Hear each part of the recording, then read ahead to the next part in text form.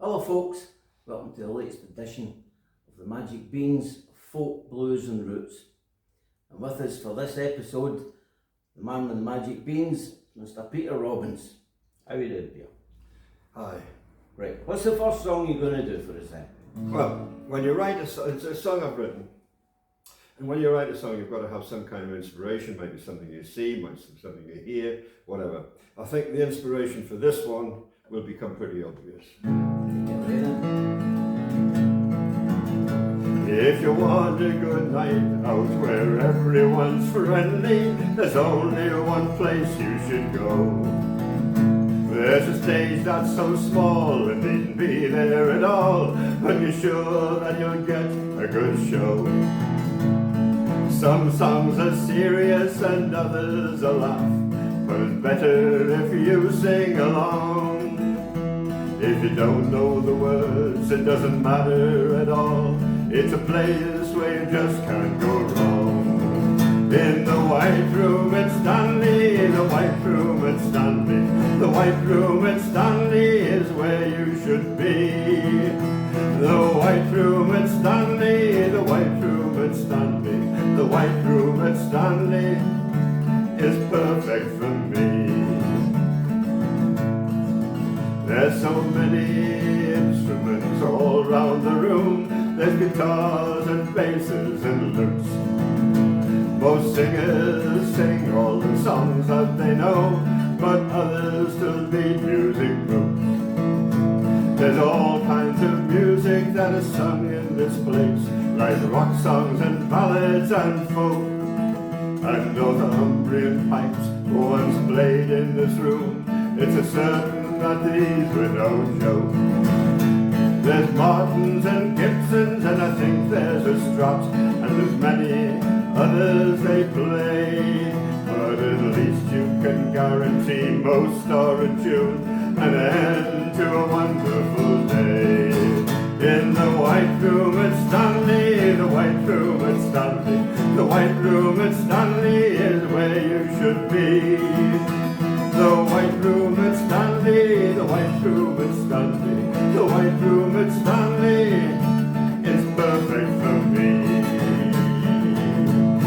Yes, the White Room at Stanley, the White Room at Stanley, the White Room at Stanley is where you should be. The White Room at Stanley, the White Room at Stanley, the White Room at Stanley is perfect for me. Excellent, brilliant, Peter. I take it that's about this wonderful place, the White Room. Oh, never heard of it. Of course it is. Great place to be, great place to sing. Yeah. So anyway, Peter, we want to know, we're going through a brief history. From where did it all start for you? Start playing and singing and I started up to this present day. started playing when I was 14 in chapels, actually, with a guitar, which was unusual because the guitars had never been seen in chapels back then. But I then went on to learn better things, etc.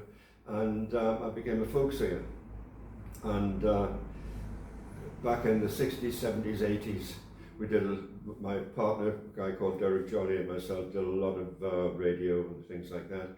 And then we formed a band called the Borderers, and we went on to do a lot of festivals, concerts, played with people like, one of the bands who actually did turn up to play was Paul McCartney and Wings. Never heard of you. Never heard of it, right. And others that became good friends, like the Spinners, the Dubliners, Julie Felix, Tom Paxton, people like that. It was just great days, absolutely wonderful days. Didn't you have a story about Bob Dylan as well? Bob Dylan, yeah. Well, I was a folk singer, as I said, and I used to do, when I was a student, I used to do a lot of publicity for the City Hall. I'd take their posters around the colleges, etc. And, because I'd been backstage with a few people who got to know me. So I used to go backstage quite a bit, and I was 19, and I was backstage in the green room with my hero, Bob Dylan. That's a night I'll never ever forget, even though to get a word out of Bob Dylan was almost impossible. Well, did you give him a sort of a bit of room to get a word in? We talked and he grunted a lot. Good. Great stuff. So bring us a bit further forward. What are you doing presently? Well, now I retired. I was a lecturer in art and became an education officer, etc. And then I retired from all of that, and now I simply write songs. I do some singing at places like the White Room, and I also am a painter, an artist, so I paint every week, all the time. Excellent, great stuff. So, to finish off, what's the last song you're going to do for us? I'm going to do a song that actually won me a cup for songwriting back in the 70s, I think it was. And it's, I'm very proud of this because it's one of two songs that I have in the Library of Congress in America, Right. with a couple of books that I've put together as well. And back in I used to work in Wall's End, right next to a pit, which you probably know, called the Rising Sun. And I used to go around the back when I had a break or whatever, and there was always a group of fellas standing in the same place. When they got used to me, they continued with what they were doing. And I had a thing called a hoying skill, where they played an illegal game called pitch and toss. They would toss up a couple of coins and bet on whether they'd be both heads, both tails, or one of each or whatever. And I've actually seen a guy put his pay packet down and walk away. And I thought, what the devil is he going to tell his wife if he's married, or how is he going to manage, etc. But they closed the pit. It's now a museum, I think. And I missed seeing them, quite honestly. Yeah. And so I wrote this song, and it's called Pitch and Toss. Let's hear it then. Let's do it without that. All right. Pitch and toss, I never know why. The mine at the rising sun perhaps to die. It's such a shame that it was to blame for killing Woggy and Pitch and Toss. It's some time ago now they closed down the pit and took away places where we used to sit. Especially a patch of ground is such a loss, 'cause that's where we skied to play pitch and toss. I pitch and toss, I never know why. The mine at the rising sun had to die. It's such a shame that it was to blame for killing Woggy and Pitch and Toss. The lads from Wall's End really thought it was funny, take a hand round the back and win some mother's money. But more often than not, it was them that went home to tell to the wives that they lost the game. A pitch and toss, I never know why. The mine at the rising sun had to die. It's such a shame that it was to blame for killing Woggy and Pitch and Toss. The bobbies said gambling was against the law, but Wall lookouts made sure that nobody saw. And about their families they never thought twice as they tossed up the coins high. They paid the price in pitch and toss, I never know why. The mine at the rising sun had to die. It's such a shame that it was to blame for killing Woggy and Pitch and Toss.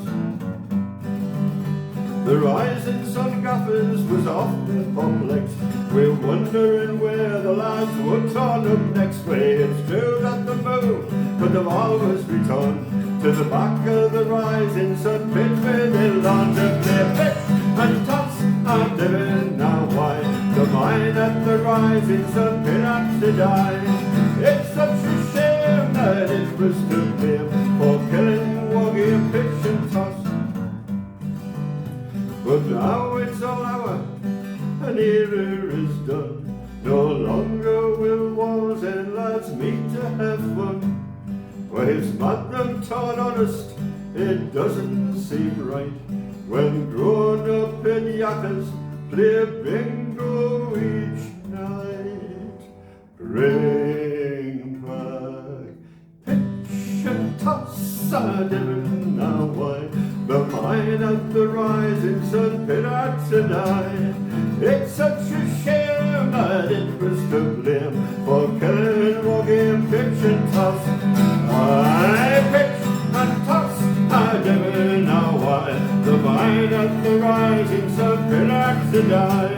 It's such a shame that it was to blame for killing what we fiction tossed. Wonderful. Oh, thanks very much, Peter. It's been a pleasure. A pleasure. Wonderful songs, wonderful stories. Thank I you. hope you all enjoy that. But before we go, we'd like to thank Graham for letting us use the White Room Music Cafe here. If you have a look at the Facebook page for the White Room Music Cafe, it'll tell you what gigs are coming up and how to get tickets. Because you've got to support local businesses, and that way you can help keep music alive. So thanks again, folks. See you next time. Bye.